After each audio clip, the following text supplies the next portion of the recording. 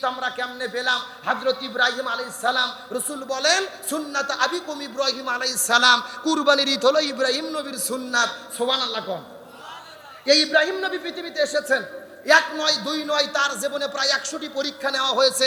আর প্রত্যেকটা পরীক্ষার ভেতরে হযরত ইব্রাহিম আলাইহিস সালাম গোল্ডেন এ প্লাস পাইয়া পাস করেছে। একটু জোরে কর না সুবহানাল্লাহ। তাহলে হযরত ইব্রাহিম আলাইহিস সালামের জীবনে কয়টা পরীক্ষা আল্লাহ নিয়েছে? একটু কথা বলেন, এখন মূল আলোচনায় ঢুকতেছি। কয়টা পরীক্ষা? আর প্রত্যেকটা পরীক্ষার মধ্যে ইব্রাহিম আলাইহিস সালাম গোল্ডেন এ প্লাস পাইয়া পাস করতে। সুবহানাল্লাহ কোন। হযরত ইব্রাহিম আলাইহিস সালামের জন্মের আগে থেকে তার জীবনের পরীক্ষা শুরু হয়েছে। কখন থেকে? জন্মের আগে থেকে। তাম পৃথিবীতে 4 জন শাসক শাসন কার্য পরিচালনা করেছে। তার মধ্যে 2 জন হলো কাফের আর 2 জন হলো মুসলমান। কাফেরের মধ্যে 2 জন, 1 নম্বর হলেন নমরুদ, 2 নম্বর বক্তে নসর। 2 জন মুসলমানদের মধ্যে 1 নম্বর হলেন বাদশা জুলকারনাইন, আর একজন হলেন বাদশা সুলাইমান। সুবহানাল্লাহ কোন। এই নমরুদ পুরো পৃথিবী শাসন কার্য পরিচালনা করেছে। চিৎকার করে বলেন, নমরুদ ভালো শাসক ছিল না খারাপ শাসক? আরো জোরে বলেন। আমার প্রিয় বন্ধুগণ, মুসলমান ভাইরা গভীর মনোযোগ। সময় যেহেতু কম, আমি আপনাদের মধ্যে ভূমিকা ছাড়া একটা মেসেজ দেওয়ার পরে বিদায় নিয়ে চলে যাওয়ার চেষ্টা করব। এই পৃথিবীর ভেতরে নমরুদ ছিল জালেম বাদশা। এই জালেম বাদশা রাজ্য পরিচালনা করার জন্য তার আশপাশের ভেতরে কিছু জ্যোতিষী মণ্ডলী ছিলেন। আকাশ গণনা করে করে, তারকা গণনা করে করে ভবিষ্যৎবাণী বলে দিত। সেই মতো নমরুদ তার জীবনের শাসন কার্য পরিচালনা করত। একদিন নমরুদ লক্ষ্য করে দেখে আশপাশের ভেতরে সমস্ত জ্যোতিষীগুলো মন খারাপ করে বসে আছে। নমরুদ ডাকতে বলে, জ্যোতিষী তোমাদের মন খারাপ করার কারণ কি? জ্যোতিষীরা ডাকতে বলে, যা বানা নমরুদ, আমাদের মন খারাপ করার কারণ হলো আমরা পূর্ব আকাশে লক্ষ্য করে দেখেছি, ওই পূর্ব আসমানের ভেতরে এমন কিছু তারকা দেখা যায় যেই তারকা পৃথিবীতে আমরা কোনোদিন দেখতে পারি নাই। এইটা দেখার পরে আমাদের মনটা বড় খারাপ হয়ে গেছে।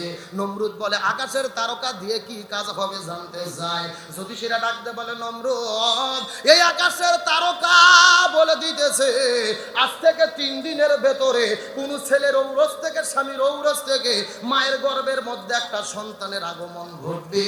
ওই সন্তানের মাধ্যমে ওই লোকটা যখন পৃথিবীতে আগমন করবে, ওই সন্তানটা পৃথিবীতে আসার পরে দিনে দিনে যখন বড় হয়ে যাবে, ওই সন্তানের মাধ্যমে তোমার রাজত্ব ধ্বংস হয়ে যাবে। আজ থেকে 3 দিনের মধ্যে স্বামীর ঔরস থেকে মায়ের গর্ভে একটা সন্তান যাবে। ওই সন্তান পৃথিবীতে আসার পরে তার মাধ্যমে তোমার রাজত্ব ধ্বংস হবে। এখন বলেন তো দেখি, যুগে যুগে কোন জালেম বাদশা কি চায় তার ক্ষমতা যাক? এ জোরে বলেন যাক। ক্ষমতা পাওয়ার পরে তো মানুষের আরো বেড়ে থাকে না, ইচ্ছা মতো কাম করে। আসিলাম ধান হলেম খই, আরো দেন কতই হই। কথা কর না কে? এইরকম একটা লোক ক্ষমতা পাওয়ার পরে ভাই 9 তালা বাসা করতে। জোরে কোন কয় তালা? আগে কিন্তু সিঁড়ি দিয়ে হেঁটে হেঁটে হেঁটে হেঁটে ওঠা লাগতো, কিন্তু এখন কিসে ওঠে? এই লোকটা লিফটে 9 তলা ওঠার পরে রাতের 9টার দিকে ল্যাপের মধ্যে কম্বলের মধ্যে শুয়ে থাকে, বলতিছে আমাকে এখান থেকে নামাই কে? নামাই। এই কথা বলে রাত 9টার দিকে ল্যাপের মধ্যে শুইছে। কিন্তু গত 4 বছর আগে ফজর নামাজের আগে হালকা করে একটা ঝাঁকি হয়েছিল, ভাই মনে নাই আপনাদের? এমন একটা ঝাঁকি হয়েছে, ও ঘুমোর থেকে লাফতে উঠে ঝাড়িয়ে দৌড়। ও নিচে যাইয়া দেখতেছে পরনের লুঙ্গি নাই। জোরে কোন কি নাই? মানে লুঙ্গি যার ল্যাপের মধ্যে পেঁয়াজ লাগিয়ে আছে আর মনেই নাই। আর পরনের লুঙ্গি না থাকলে তাকে কি বলে? ন্যাংটা। ন্যাংটা ভোগের ভাষায় কি বলে? ন্যাংটা। তার মানে বোঝা গেল যে আল্লাহ তাআলা 12 তালাতে উঠাতে পারে, আবার ওই আল্লাহ চাইলে ন্যাংটা করে ক্ষমতার থেকে নামাতে পারে। সুতরাং ক্ষমতা পাওয়ার পরে মনে করেন না মুই কি হুনুরে 21 সাল 41 সাল মৃত্যু পর্যন্ত ক্ষমতায় থাকবো, এমন কুপুরি কথা বলবেন না। এমন কথা যদি বলেন, আল্লাহ যদি বিদায় করতে চায়, আল্লাহ প্রয়োজনে আপনাদেরকে ন্যাংটা করে নামাবে, আপনার 2 সেকেন্ডের সময় লাগবে না। এজন্য ক্ষমতার অহংকার করা যাবে। এখন নমরুদ বলতেছে ক্ষমতা তো ছাড়া যাবে না, এই চেয়ার আমি রক্ষা করতে চাই। তাহলে কি হলো? 3 দিনের মধ্যে যেহেতু মায়ের গর্ভে সন্তান আসবে, আমি আইন জারি করে দিলাম, আজ থেকে 3 দিনের ভেতরে কোনো স্বামী তার স্ত্রীর সঙ্গে মিলামিশা করতে পারবে না। সৈনিকদের ফরমান জারি করে দাও। চিৎকার করে বলেন নাউজুবিল্লাহ। তাহলে স্বামী স্ত্রী কি বন্ধ করলো? মিলামিশা মিলনকে বন্ধ করে দিলেন। এখন বলেন, তাই সে যতই ষড়যন্ত্র করুক না কেন, ইব্রাহিম নবীকে পৃথিবীতে আনবেন কে? আল্লাহ। আরো জোরে বলেন। আমার প্রিয় বন্ধুগণ, মুসলমান ভাইরা গভীর মনোযোগ। সময় যেহেতু কম, কোনো দিকে যাওয়া যাবে না, আমি আপনাদেরকে শর্টকাটে বলতেছি। এই 3 দিন আইন জারি করে দিল, ছেলে মেয়ে কোনো মতোই স্বামী স্ত্রী মিলামেশা করতে পারবে না। কিন্তু আল্লাহর কি খেলা, নমরুদ যেই রাজপ্রাসাদের মধ্যে বসবাস করে, ওই নমরুদের একজন দেহরক্ষী ছিল যার নাম হলো আজর, কোন বর্ণনায় তারেক। এই আজর বা তারেকের মনে রাতের 10টা 12টার দিকে স্ত্রীর গভীর ভালো কে রে এখানে কথা কয় কিনা? আমার প্রিয় বন্ধুগণ, মুসলমান ভাইরা গভীর মনোযোগ। রাতের 10টা 11টার দিকে যখন মনের মধ্যে ভালোবাসা জাগ্রত হলো, আল্লাহর কি খেলা, এই আজরের স্ত্রী তার মনের মধ্যে আল্লাহ ভালোবাসা জাগ্রত করে দিল। তার স্ত্রী ঘরের মধ্য থেকে বের হওয়ার পরে আস্তে আস্তে নমরুদের রাজপ্রাসাদের মধ্যে চলে গেলেন। নমরুদের রাজপ্রাসাদের মধ্যে যাওয়ার পরে রাত যখন 2টা 3টা বেজে গেছে, সবাই জগরক্ষেরা যখন ঘুমাই পড়েছে, রাজ্যের সৈনিকেরা ঘুমাই পড়েছে, আজরের স্ত্রী আস্তে করে যখন রাজপ্রাসাদের মধ্যে ঢুকে গেল, লক্ষ্য করে দেখে নমরুদ ঘুম পারে, সমস্ত সৈন্যরা ঘুম পারে। ওই নমরুদের সামনে একটা মশাল নিয়ে দাঁড়িয়ে আছে, তার স্বামী হলো আজর। আল্লাহর কি খেলা, তার স্বামীর কাছে যাওয়ার পরে চোখের সঙ্গে চোখ লাগার সঙ্গে সঙ্গে আল্লাহ প্রেম ভালোবাসা মহব্বত জাগ্রত করে দিল। এমন সময় আল্লাহর পক্ষ থেকে একটা ফেরেশতা নাজিল হলেন। ওই ফেরেশতা আসার পরে আজরের হাত থেকে মশালটা নেওয়ার পরে ওই আজরকে ছেড়ে দিল। আজর তার স্ত্রীকে নিয়ে ঘরের মধ্যে চলে গেল। আল্লাহর কি খেলা, নমরুদ ইব্রাহিম নবীর আগমনকে বন্ধ করতে চেয়েছিল, কিন্তু আমার আল্লাহ নমরুদের রাজপ্রাসাদের ভেতরে, এমনকি নমরুদের খাস কামরার ভেতরে, ওই আজর আর তার স্ত্রীর ভেতরে মিলন ঘটায়া দিল। জোরে বলেন না আল্লাহু আকবার। এ চিৎকার করে কোন কার ফয়সালা? আল্লাহ বলতিছে শয়তান সন্তান আসা বন্ধ করব, কাম তোর ঘরের মধ্যেই হবি। কথা বল না কে? এ কাজ কোন জায়গাতে হচ্ছে? নমরুদের ঘরের মধ্যেই কাজ হয়েছে। আল্লাহু আকবার কোন? এইরকম ভাবে নমরুদ এই কাজ করে। এ হুজুর রে, আপনার ভেতরে ঢুকে বসন্ত দেখি। না না, এরা দাঁড়িয়ে আছে, এরা কারা? এরা কারা দাঁড়িয়ে আছে? এরা কারা? যদি আলোচনা শুনতে মন চাই ভেতরে বসেন, না হলে বাড়ি চলে যান, ঝিরঝিরি করেন না। কথা কর না কে? এমনিতে পরিবেশ ঠিক করা যাচ্ছে না, এইদিকে এক ভেজাল, ওদিকে আর এক ভেজাল। তাহলে চিৎকার করে বলেন, ইব্রাহিমকে কে এনেছে? মায়ের গর্ভে ইব্রাহিম আসলো। পরের দিন সকালবেলা নমরুদ আবার মিটিং বসাইছে। জ্যোতিষীদের মাথা খারাপ, মন বেজার করে বসে আছে। নমরুদ বলে, জ্যোতিষীরা খবর কি? জ্যোতিষীরা বলতেছে নমরুদ কাজ হয়ে গেছে। সুবহানাল্লাহ কোন? করছে পূর্ব আকাশে দেখি তারকা নাই, মায়ের গর্ভের সন্তান। সুবহানাল্লাহ কোন? আমার প্রিয় বন্ধুগণ, মুসলমান ভাইরা গভীর মনোযোগ। নমরুদ তার ক্ষমতাকে টিকাতে চাইলো। নমরুদ বলে, সন্তান যেহেতু পেটের মধ্যে এসেছে, সন্তান আর পৃথিবীতে আসতে দেব না। আজ থেকে আইন জারি করে দিলাম, 1 মাস পর্যন্ত, শুধু নয় 1 বছর পর্যন্ত যত সন্তান পৃথিবীতে আগমন করবে, শুধুমাত্র মেয়ে সন্তানদেরকে বাঁচিয়ে রাখা হবে, আর ছেলে সন্তানদেরকে হত্যা করা হবে। এই আইন যখন নমরুদ পৃথিবীর মধ্যে করে দিল, কিতাবের মধ্য থেকে পাওয়া যায়, আইন জারি করার পরে লক্ষ লক্ষ সৈনিকেরা পুরো পৃথিবীর মধ্যে ছড়িয়ে পড়লো। এই 1 বছরের মধ্যে 1 নয় 2 নয়, প্রায় 40 লক্ষ শিশুকে তারা হত্যা করেছে, শুধুমাত্র ক্ষমতার চেয়ার টিকানোর জন্য। আজকেও বাংলাদেশের দিকে লক্ষ্য করে দেখেন, শুধুমাত্র ক্ষমতায় চেয়ার টিকে থাকার জন্য নিরপরাধ মানুষদেরকে জেলের মধ্যে বন্দী করা হয়, আলেমদেরকে জেলের মধ্যে বন্দী করা হয়, শুধু ক্ষমতার চেয়ারে টিকে থাকার কারণে এই বাংলার জমিনে আলেমদের ফাঁসির দড়ি ঝুলাইয়া পৃথিবী থেকে বিদায় করে দেওয়া হয়। তার মানে বোঝা গেল, ওই নমরুদ যা, বর্তমানে নমরুদ তাই। তার মানে বোঝা গেল, এরা শুধুমাত্র জালেম নয়, এরাই হলো নমরুদের খালাতো ভাই। এ কথা এত আস্তে ঠিক করছেন কা? আপনাদের কি ভয় ধরছে?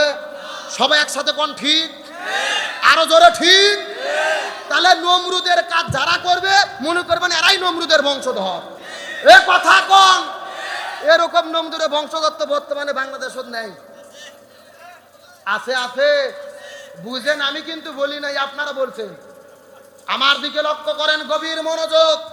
ইব্রাহিম আলাইহিস সালাম সন্তান পেটের মধ্যে আসলো। তার মায়ের পেটে আসার পরে মায়ের গর্ভ বড় হয়েছে, পেট বড় হয়নি, সন্তান বড় হয়েছে। একটা গুহার মধ্যে গিয়ে ইব্রাহিমের জন্ম আল্লাহ দিয়ে দিল। সুবহানাল্লাহ কোন? তার মানে তারা চাই ইব্রাহিমের আগমন বন্ধ করতে, কিন্তু ইব্রাহিমকে কে পাঠায়া দিল? আমি শেষ কথা বলবো, সময় কম। ইব্রাহিম আলাইহিস সালাম পৃথিবীতে আসলেন পরীক্ষা দিতে দিতে। ইব্রাহিমের বয়স যখন 86 বছর, জোরে কোন কয় বছর? আমার প্রিয় বন্ধুগণ, মুসলমান ভাইরা গভীর মনোযোগ। ইব্রাহিম আলাইহিস সালামের বয়স যখন 86 বছর বয়স হয়ে গেছে, তার ঘরের মধ্যে দুইটা বিবি, একটা হলেন বিশ্ব সুন্দরী বিবি সারা, আর একটা হলেন বিশ্ব সুন্দরী বিবি হাজেরা। কিন্তু তার ঘরের মধ্যে কোনো সন্তান নাই। ইব্রাহিম আলাইহিস সালাম সব সময় শুধু দোয়া করতে থাকে, রব্বি হাবলি মিনাস সলিহিন, রব্বি হাবলি মিনাস সলিহিন। হে আল্লাহ, আপনি আমাকে নেককার সন্তান দেন, হে আল্লাহ, আপনি আমাকে নেককার সন্তান দেন। চিৎকার করে বলেন তো, সন্তান চাইতে হবে কার কাছে? আরো জোরে বলেন। কিন্তু আল্লাহ বাদ দিয়ে পীরের কাছে সন্তান চাই, এইরকম লোক আছে না নাই? আর আছে মানে আপনাদের বগুড়া জেলার বেশি।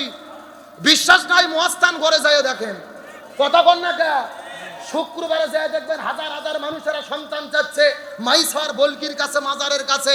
এখন বলেন সন্তান দিতে পারে কে? আরো জোরে বলেন। আল্লাহ ছাড়া কারো কাছে সন্তান চাওয়া যাবে না। আজকে বাংলাদেশে কাদের বিরুদ্ধে কথা বলবেন? এই বাংলাদেশে কিছু বক্তা আছে, এই বক্তাগুলোই মানুষদেরকে শিরিক শিখায়, বিদআত শিখায়।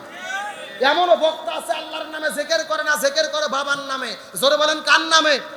দয়াল বাবা, কেল্লা বাবা, ফতে বাবা, গরিব বাবা, মিসকিন বাবা, আলু বাবা, পুটল বাবা, মূলো বাবা, ওরেব বাবা। এ আছে না নাই? এগুলো জিকিরের ট্রেনিং দেয় বাংলাদেশের প্রধান ভণ্ড মুফতি গিয়াসউদ্দিন তাহেরি। এ কথা কর না কে? আমার তো মনে বলেন নামের আগে থেকে মৌলানার মুফতিয়াকে কাটে দেওয়া দরকার। আর জিকির কি? আমি কার লাগি সাজাইলাম কুঞ্জ, যত্ন করে আমি কার লাগি সাজাইলাম কুঞ্জ, যত্ন করে। তুমি আইলা না গো মুর্শিদ, আইলা না গো রিজভী বাবা, আমার ভাঙা ঘরে আমি কার লাগি সাজাইলাম কুঞ্জ, যত্ন করে। এ কথা কোন, কথা কোন? মদিনার গোলামি আমায় দেই জালালি মরে, মদিনার গোলামি আমায় দেইও মাশাআল্লাহ। এ আছে না নাই? এরা জিকির করে বাবার নামে, কেল্লা বাবা, ফতে বাবা, গরিব বাবা, মিসকিন বাবা। চিৎকার করে বলেন জিকির হবে কার নামে? আল্লাহ বলছেন ফাজকুরুনি আযকুরুকুম, তোমরা আমার জিকির করো, আমি আল্লাহ তোমাদের জিকির করব। সুবহানাল্লাহ বলেন। হাদিসের মধ্যে এসেছে 4টা শব্দ ছাড়া জিকির করা জায়েজ নাই। সহি শব্দে 4টা জিকির, সুবহানাল্লাহ, আলহামদুলিল্লাহ, লা ইলাহা ইল্লাল্লাহ, আল্লাহু আকবার। এই 4টা শব্দ ছাড়া যেই বক্তাগুলো জিকির করে, এরা সুন্নতে জিকির করে না, এরাই হলো ভণ্ডদের দালাল। এরকম ভণ্ড আছে না নাই? আর ওই গিয়াসউদ্দিন তাহেরি আলেমদের বিরুদ্ধে ফতোয়া দেয়, শাইখ আহমদুল্লাহর বিরুদ্ধে কাফের বলে ফতোয়া দেয়, অথচ নিজেই গান গাইতে যায় কাফের হয়ে যায়। গত 4 বছর আগে গান গিয়েছিল, আল্লাহর ধন রসুলকে দিয়ে আল্লাহ গেল গায়েব হয়ে। নাউজুবিল্লাহ বলবেন না? আর রসুলের ধন খাজাই পাইয়ে শুয়ে আছে আজমিরেতে, কেউ ফেরে না খালি হাতে খাজা বাবার দরবার থেকে। এ নাউজুবিল্লাহ কোন? কত মারাত্মক কথা দেখেন, বলতেছে আল্লাহর ধন রসুলকে দিয়ে আল্লাহ গেছে গায়েব হয়ে। মানে আল্লাহর যত সম্পদ ছিল নবীকে দিয়ে আল্লাহ গায়েব হয়ে গেল। আল্লাহ নাই, আল্লাহর ক্ষমতা নাই, রসুলের ক্ষমতা নাই, ক্ষমতা খাজা বাবার। যার যা লাগে খাজা বাবার কাছে যাও, এমন কথা বললে কি ইমান থাকে? জোরে কোন ইমান থাকে? আমার তো মনে বলে বাংলাদেশ যদি ইসলামী রাষ্ট্র হতো, কোরআন হাদিসের আইন থাকতো, এই শিরকি গান গাওয়ার কারণে ওই ভণ্ড তাহেরিকে 24 ঘন্টার মধ্যে গ্রেফতার করে দৃষ্টান্তমূলক শাস্তি দেওয়া হতো। এ বলে আল্লাহর ধন রসুলকে দিয়ে আল্লাহ গাছে গায়েব হইয়া। আমি বলছি না, শয়তানের ধন তাহেরিকে দিয়ে শয়তান গাছে গায়েব হইয়া। কি বলবো আমি? একটু বলবো না? রাগ করতেছে? কতক্ষণ বলবো? শয়তানের ধন তাহেরি রে দিয়া গেলেন শয়তান গায়েব হইয়া, শয়তানের ধন তাহেরি পাইয়া ঘুরতে আসে মাহফিলে, কেউ ফেরে না ঈমান নিয়ে ভণ্ড তাহেরির মাহফিল থেকে। আরো জোরে কোন? এই সমস্ত আলেমদের বক্তাদের ওয়াজে গেলে মানুষ ঈমান থাকতো বেশি হবে, এদের মাহফিলে গেলে আরো ঈমান মানুষ হারা হয়ে যাবে। তবে ধরা পড়েছে মুফতি গিয়াসউদ্দিন তাহেরি, ধরা খাইছে তাহেরি। মুফতি আলী হাসান ওসামা তাকে চ্যালেঞ্জ করেছে 48 ঘন্টা। অনলাইন অফলাইন কোথায় পারবা আসো, তোমার সঙ্গে চ্যালেঞ্জ করব। মুফতি তারপরে তাহিরির কোনো খবর নাই, খুঁজে পাওয়া যাচ্ছে না, তার মানে বোঝা যায় শক্তের ভক্ত নরমের জম। কথা কর না কে? শাইখ আহমদুল্লাহ কথা বলে না, চুপ থাকে দেখে তার বিরুদ্ধে লেগেছে। তাইরির বিরুদ্ধে ফতুয়া দিয়ে সালাউদ্দিন জিয়াদি, ও বলেছে তাইরি হলো বাউল বক্তা, এই তাইরির পেছনে নামাজ হলে, নামাজ পড়লে নামাজ হবে না। আল্লাহু আকবার গণ, এটা আমাদের ফতুয়া না। আলাউদ্দিন জিয়াদি ওরি জাত ভাই, ওরি ঘরনার ভাই, আক্রোশী দরবারের যিনি একটা আলেম, সে ফতুয়া দিল তার বিরুদ্ধে। আজকে আমরা শাইখ আহমদুল্লাহর পক্ষে কথা বললে তাইরির ভক্তরা বলে আমরা শাইখের দালাল। আমরা বলতে চাই, ও তাইরি ভাই, আলাউদ্দিন জিয়াদি কার দালালি করতেছে একটু প্রকাশ করো জাতির সামনে। ও বলতেছে তাইরি হলো বাউল বক্তা, তার কারণ তাইরির ভেতরে আর মমতাজের মধ্যে কোনো পার্থক্য নাই। এই কথা কর না কে? ওই তাইরি মাইক পাইলেই নাচানাচি, মাইক পাইলেই লাফালাফি। ওই তাইরির গান বিয়ের বাড়িতে চলে, মমতাজের গানও বিয়ের বাড়িতে চলে। তাইরির গান হিন্দুদের পুজোয় চলে, মমতাজের গানও পুজোর মধ্যে চলে। তার মানে বোঝা গেল মমতাজ আর তাইরির মধ্যে কোনো পার্থক্য নাই। জোরে কন, ওরা হলো জাত ভাই বোন, মানে কোম্পানি একই, শুধু মডেল আলাদা। কথা কন, মানুষ কত জাহিল হতে পারে। আমার দিকে তাকান, গত 2 দিন আগে দেখলাম গিয়াসউদ্দিন তাইরি লিচুর গাছে চড়েছে। এক বাদা লিচু পাড়ার পরে বলতিছে এই লিচু আমি শাইখ আহমদুল্লাহকে হাদিয়ে দেব, মুফতি আমির হামজাকে হাদিয়ে দেব, তারা যদি আমার কাছে ক্ষমা চায়। আরে ভাই, এই সমস্ত বক্তাদেরকে দেখে বোঝার বুদ্ধি নাই, এরা বক্তা নাকি টিকটক আর পার্থক্য বোঝা যায় না। এ যুবকেরা কথা বলো। আর যেভাবে তার বডি ল্যাঙ্গুয়েজ, কথা বলার ধরন, এরা লেডিস না জন্ডিস, বোঝার কোনো বুদ্ধি নাই। এই জন্য বলতে চাই, আর দয়া করে ফতুয়াবাজি করো না। শাইখ আহমদুল্লাহর বিরুদ্ধে এক ভণ্ড হুজুর গান গেয়েছিল, ও শাইখ আহমদুল্লাহ তুমি ক্ষমা চাও না, কি ভুল করেছো তুমি বলো না। সিনেমার গান নকল করে গাইলো গান। গতকালকে লাইভে সেই ভণ্ড বক্তা বলতিছে আমি খুবই বিপদে পড়েছি, আমাকে একটু হেল্প করেন, আমাকে সাহায্য করেন, এলাকার মানুষ আমাকে দেখতে পারতেছে না, যেখানেই যাই অপমানিত হচ্ছি। আমরা বলি এ ভণ্ড বক্তা, দুনিয়াতে শুধু অপমানিত নয়, তুমি মরিয়া দেখো ফেরেশতারা তোমাদের জন্য লাঠি আর বাটাম নিয়ে রেডি আছে।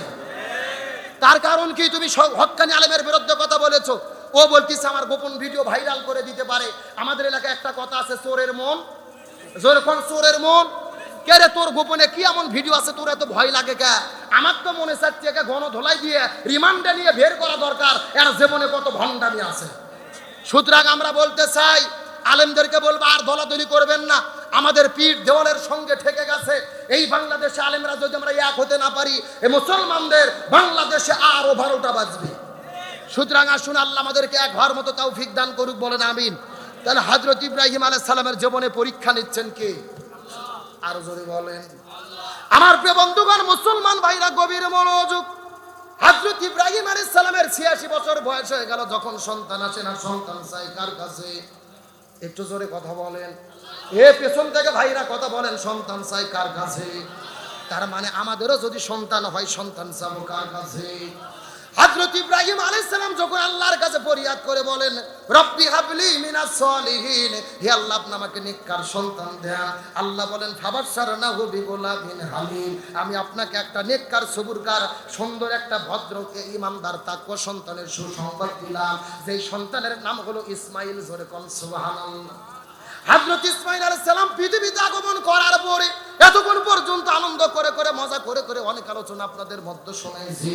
এ বগুড়া দুপচাচিয়া কালুর মুসলমান গভীর মনোযোগ। আর 5-10টা মিনিট আপনাদের মধ্যে কথা বলবো, কান খাড়া করে বোঝার চেষ্টা করবেন। হযরত ইব্রাহিম আলাইহিস সালাম যখন পৃথিবীতে, হযরত ইসমাইল আলাইহিস সালাম যখন পৃথিবীতে আগমন করলেন, চলতে চলতে যখন বয়স বেড়ে গেল, ইসমাইলের বয়স যখন 9 বছর পরিমাণ হতে পারে, তাফসীরের মধ্যে এসেছে, যখন ইসমাইল আলাইহিস সালাম হেঁটে বাড়ানোর বয়সে যখন উপনীত হয়ে গেল, একদিন আল্লাহ তাআলা ইব্রাহিমকে স্বপ্নের মধ্যে দেখায়া দিল, হে ইব্রাহিম তুমি আল্লাহর জন্য তোমার প্রিয় বস্তুকে কুরবানি করে দাও। ইব্রাহিম আলাইহিস সালাম যখন স্বপ্ন সকালবেলা ভেঙে গেল, কিতাবের মধ্যে এসেছে হযরত ইব্রাহিম আলাইহিস সালাম সকালবেলা ঘুম থেকে ওঠার পরে 200 উট নিয়ে চলে গেলেন কুরবানি করার জন্য। পরের দিনে আবার যখন ইব্রাহিম নবী ঘুমের মধ্যে চলে যায়, কে যেন স্বপ্নের মধ্যে আবার এসে ডাকতে বলে, ইব্রাহিম আল্লাহর সন্তুষ্টির জন্য তুমি প্রিয় বস্তুকে কুরবানি করে দাও। ইব্রাহিম আলাইহিস সালাম 2 নম্বর দিনে আবার 200 উট নিয়ে যে আল্লাহর নামে কুরবানি করলেন, কুরবানি কবুল হয় না। পরের দিন রাতের বেলা স্বপ্নের মধ্যে আবারও আল্লাহ জানাই দিল, হে ইব্রাহিম তোমার প্রিয় বস্তুকে কুরবানি করে দাও। ইব্রাহিম আলাইহিস সালাম মনে মনে টেনশনের মধ্যে পড়ে গেল। 1 নয় 2 নয় 3 দিন ধরে 200 টাকার উট কুরবানি দিল, তারপর আল্লাহ তাআলা কুরবানি কবুল করলো না। ইব্রাহিম নবীর বোঝা তো আর বাকি থাকলো না। ইব্রাহিম নবীর জীবনের সবচেয়ে মূল্যবান সম্পদ হলো তার সন্তান ইসমাইল। 86 বছর বয়সে আল্লাহর কাছে প্রার্থনা করে গ্রহণ করেছিল। ইব্রাহিম আলাইহিস সালাম স্বপ্নের মধ্য থেকে ওঠার পরে মনে মনে পরিকল্পনা করলেন তার সন্তান ইসমাইলকে আল্লাহ রাইজ কুরবানি করবেন। জোরে বলেন না আল্লাহু আকবার, আরো জোরে বলেন না আল্লাহু আকবার। আমার প্রিয় বন্ধুগণ, মুসলমান ভাইরা গভীর মনোযোগ। আমরা কুরবানি করি কিন্তু কুরবানির অনুভূতি বুঝতে পারি না, কুরবানির ইতিহাস আমাদের ভুলে গেলে চলবে না। পরের দিন সকালবেলা ইব্রাহিম নবী মনে মনে চিন্তা করেছে, আমার প্রিয় বস্তু ইসমাইলকে আমার কুরবানি দেওয়ার দরকার। বিবি সারার সঙ্গে পরামর্শ করার পরে ইব্রাহিম আলাইহিস সালাম চলে গেলেন যেই জায়গার মধ্যে বর্তমানে কাবা ঘর আছে, ওই জায়গার মধ্যে হাজেরা আর ইসমাইলের বসবাস। ইসমাইলের কাছে যাওয়ার পরে ইব্রাহিম নবী তার স্ত্রী হাজেরাকে ডাকতে বলে, বিবি হাজেরা সন্তানটাকে সুন্দর করে সাজুগুজু করে দাও, আমি সন্তানটাকে নিয়ে একটু আত্মীয়র বাড়িতে দাওয়াত খাওয়ার জন্য যেতে চাই। এই কথা বলার পর হযরত ইব্রাহিম আলাইহিস সালাম যখন হাজেরাকে বললেন, হাজেরা আলাইহিস সালাম সন্তানটাকে সুন্দর করে সাজুগুজু করে দিয়ে চোখের মধ্যে সুরমা লাগায়া দিয়া সুন্দর করে নতুন জামা পরে দিয়ে বাবার হাতে তুলে দিল। হযরত ইব্রাহিম আলাইহিস সালাম তার সন্তান ইসমাইলকে সঙ্গে করে নেওয়ার পরে মরুভূমির মধ্যে চলে যাচ্ছেন মিনা পাহাড়ের পাদদেশে সন্তানকে কুরবানি করবে। সন্তানটাকে নিয়ে যখন মিনা পাহাড়ের দিকে যাওয়া শুরু করে দিলেন, শয়তান তো বসে থাকে নাই। শয়তান ইসমাইলের কাছে যাওয়ার পরে ডাকতে বলে, ইসমাইল তুমি কোথায় যাচ্ছ? ইসমাইল ডাকতে বলে, আমি আমার বাবার সঙ্গে দাওয়াত খাওয়ার জন্য যাচ্ছি। শয়তান ইসমাইলকে বাদ দিয়ে বাড়িতে চলে গেলেন হাজেরার কাছে। হাজেরার কাছে যাওয়ার পরে ডাকতে বলে, বিবি হাজেরা তোমার সন্তান কোথায় গিয়েছে জানতে চাই। হাজেরা ডাকতে বলে, আমার সন্তান তার বাবার সঙ্গে দাওয়াত খাইতে গেছে। শয়তান ডাকতে বলে, না না না ভুল বলতেছো, তোমার সন্তানটা তো দাওয়াত খাওয়ার জন্য যায় নাই, তোমার সন্তানটাকে তোমার সামনে নিয়ে গেছে কুরবানি করার জন্য। এমন সময় ডাকতে বলে, হাজেরা বাবা কখনো সন্তানটাকে হত্যা করতে পারে না। শয়তান ডাকতে বলে, তোমার সন্তানটাকে ইব্রাহিম কুরবানি করবে আল্লাহর হুকুমে, আল্লাহ হুকুম করেছে সন্তানটাকে কুরবানি করার জন্য।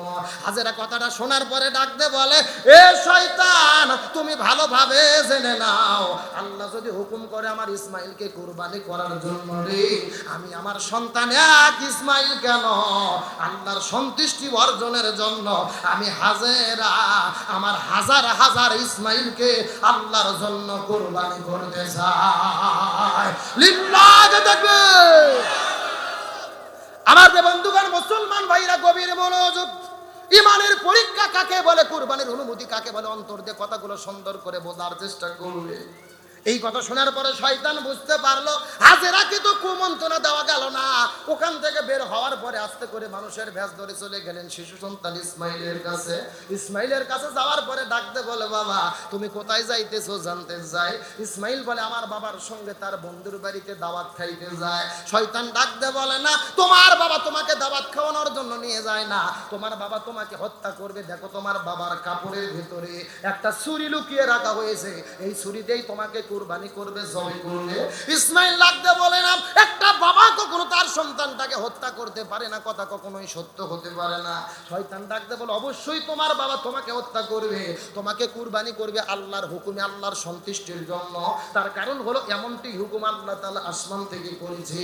ইসমাইল ডাকতে বলে, শয়তান রে তুমি আমাকে কুমন্ত্রণা দিতে চাও, তুমি আমাকে আঘাত দিতে চাও, তুমি আমাকে ভুল বুঝাইতে চাও, ঈমান হারা করতে চাও। এই শয়তানের বাচ্চা জেনে রাখো, আল্লাহ যদি হুকুম করে আমি ইসমাইল কুরবানি হওয়ার জন্য, আমি ইসমাইল শুধু একবার নয় রে শয়তান, আমি আল্লাহ যদি হুকুম করে আমি ইসমাইল আল্লাহর জন্য হাজার হাজার বার আল্লাহর জন্য কুরবানি হতে চাই।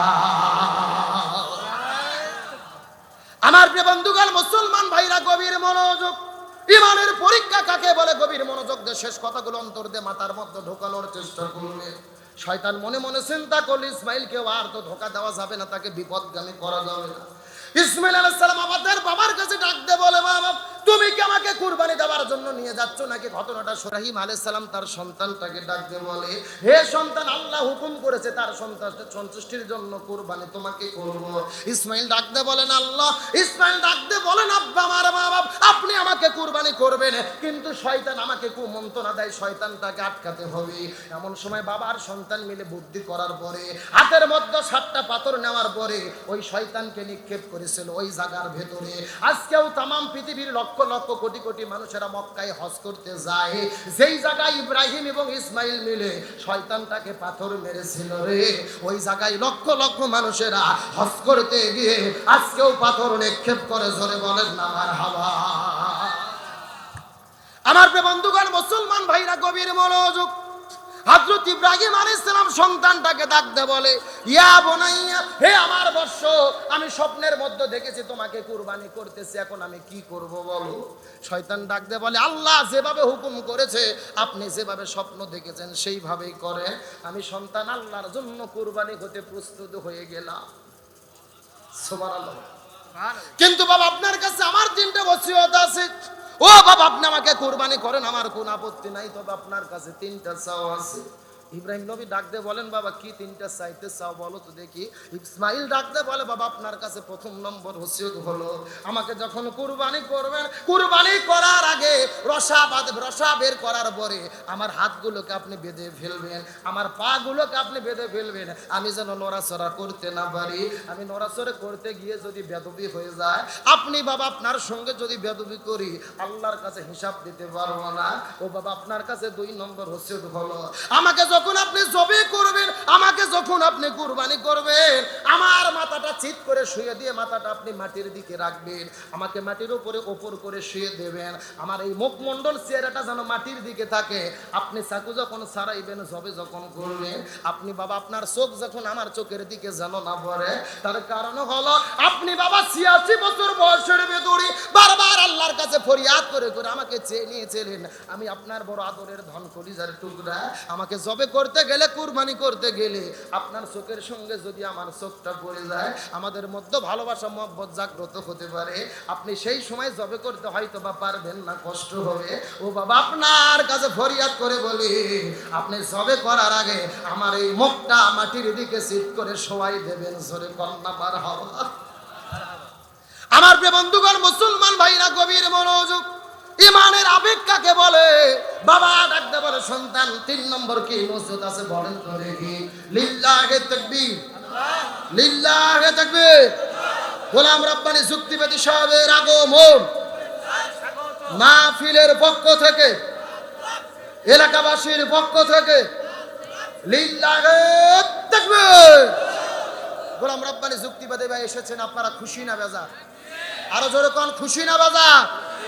আরে ভাই 1 বছর আগে যার সিরিয়াল পাওয়া যায় না, কতক্ষণ না কে আজকে এই জায়গার মধ্যে এসেছেন গোলাম রব্বানী ভাই, আমার অত্যন্ত ভালোবাসার মহব্বতের ভাই, আমরা একসঙ্গেই থাকি।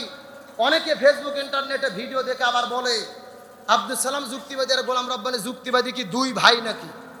অনেকে এটা প্রশ্ন করে। আসলে আমরা মায়ের পেটের 2 ভাই না, তবে আমরা কোরআনের মহব্বতে দ্বীনি ভাই। সুবহানাল্লাহ কোন।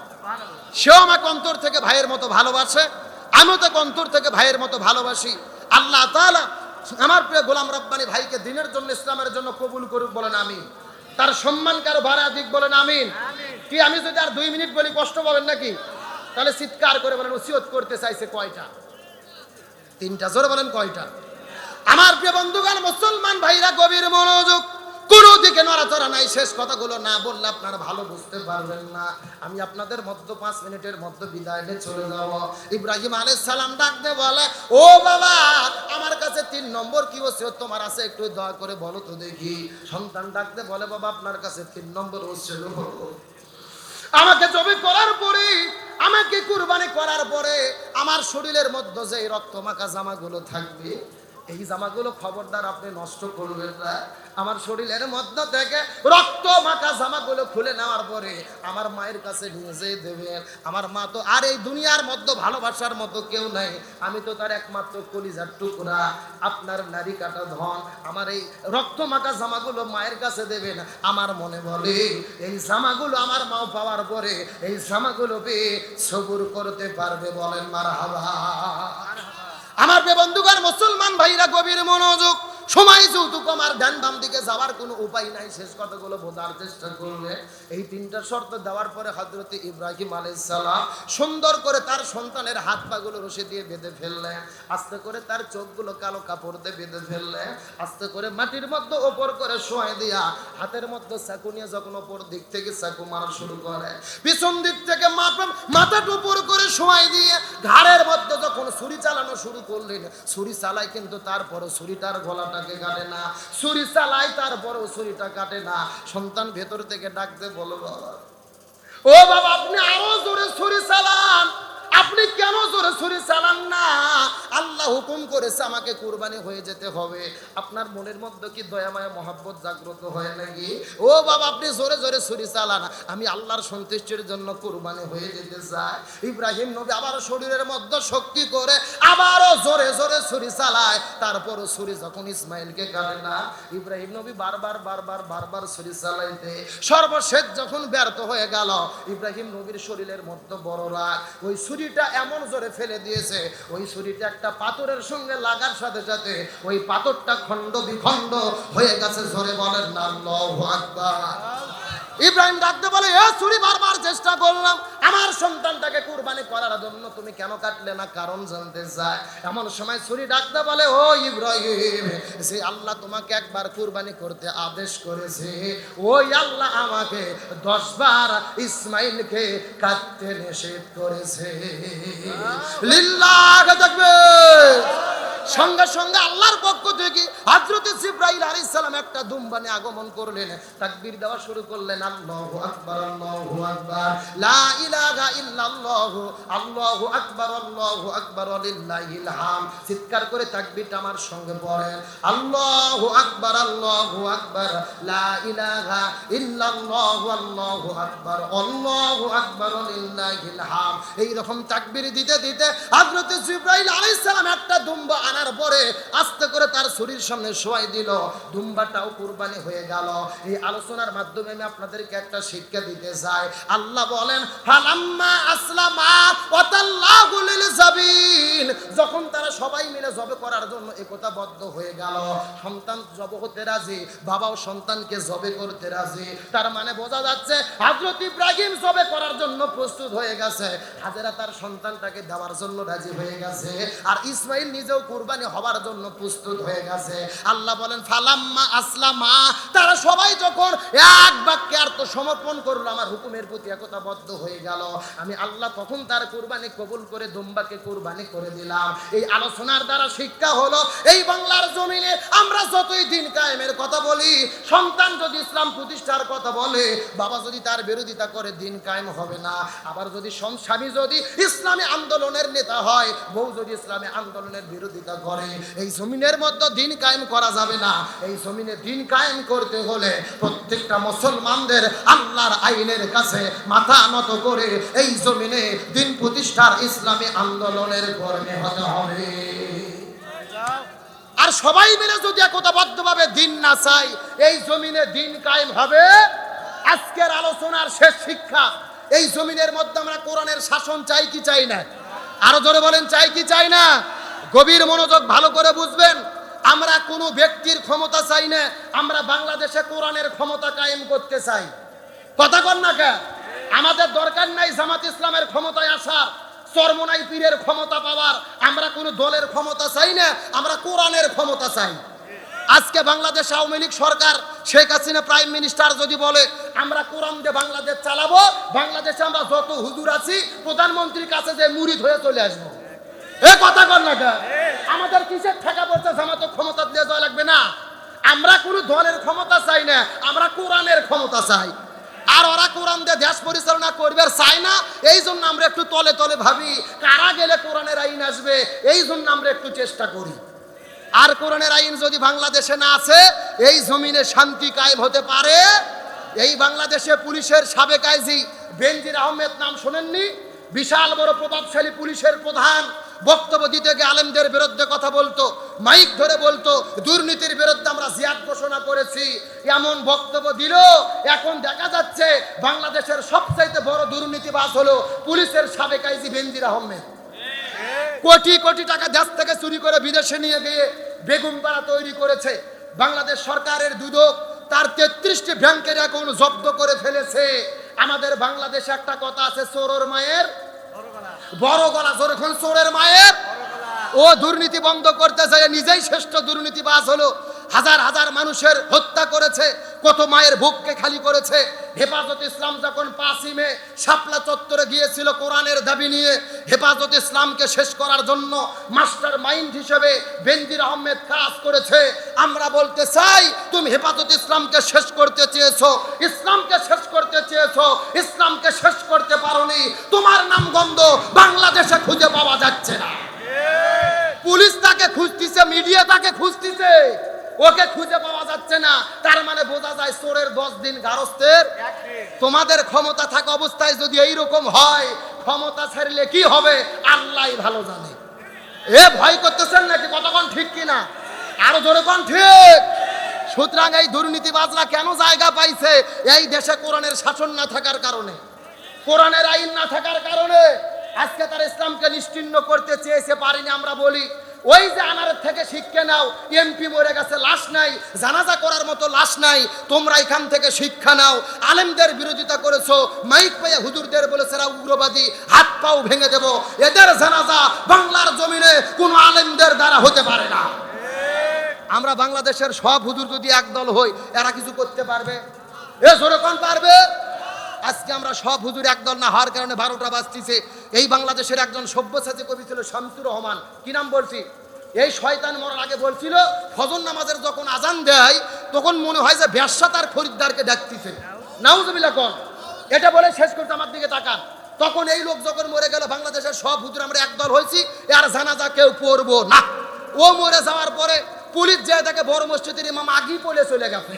কিন্তু একটা মসজিদ আছে, মসজিদকে ধরে নিচ্ছে নামাজ পড়ানোর জন্য। মসজিদ নামাজও পড়াইছে। নামাজ পড়ার পর আমরা জিজ্ঞেস করলাম, এই মসজিদ তুমি নামাজ পড়াইলা কেন? মসজিদ বলতেছে, টেনশন করো না, পেশাব পায়খানা করে ওযু করিনি, দোয়াও করিনি।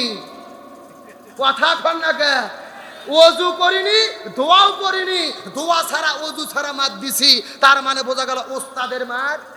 এ জোরে কোন ওস্তাদের মার? তোমরা সারা জীবন হুজুরদেরকে তালেবান রাজাকার বলবা, আর হুজুর মরে, তুমি মরে যাওয়ার পরে আমরা জানাজা পড়ে তোমাদের জান্নাতে ঢুকে দেব, ওই ধান্দা বাদ দাও। মরে যাওয়ার পরে যদি সামনে দেয় আল্লাহ আকবার করে চুপ করে থাকবো, কোনো দোয়া করবো না, ফাটা বাটা। কতক্ষণ ঠিক কিনা? সুতরাং আমি আপনাদেরকে শেষ কথা বলতে চাই, এই বাংলার জমিনে কোরআন কায়েম হোক। আপনারা কি চান? এ কোরআন দিয়ে বাংলাদেশ চলুক, এটা আপনারা কি চান? সুতরাং আজকের মাহফিলের আলোচনার শিক্ষা হলো, আজকের মাহফিল থেকে শপথ গ্রহণ করব, ব্যক্তি, পরিবার, সমাজ, রাষ্ট্র, রান্নাঘর থেকে শুরু করে সংসদ পর্যন্ত, জন্ম থেকে শুরু করে মৃত্যু পর্যন্ত প্রতিটি জায়গা কোরআন দিয়ে বাংলাদেশ পরিচালিত হবে। কারা কারা রাজি আছেন? দুটি হাত আল্লাহকে তুলে দেখা। লিল্লাহি তাকবীর। আল্লাহ তাআলা এই জমিনকে কোরআনের জন্য কায়েম করুক, বলেন আমিন। আমি প্রথমেই বলছি, আজকের বক্তা বেশি, ওয়াজের শুরু হবে কিন্তু শেষ হবে না। তারপরও ভাঙ্গা ভাঙ্গা কণ্ঠে ভূমিকা ছাড়াই যতটুকু কথা বলেছি আল্লাহ কবুল করুক, বলেন আমিন। আমরা দোয়া করি আপনাদের গ্রামের কৃতি সন্তান, আমার প্রিয় ভাই এই সে মেহেদী হাসান সিদ্দিকী, আপনাদের গ্রামের রত্ন।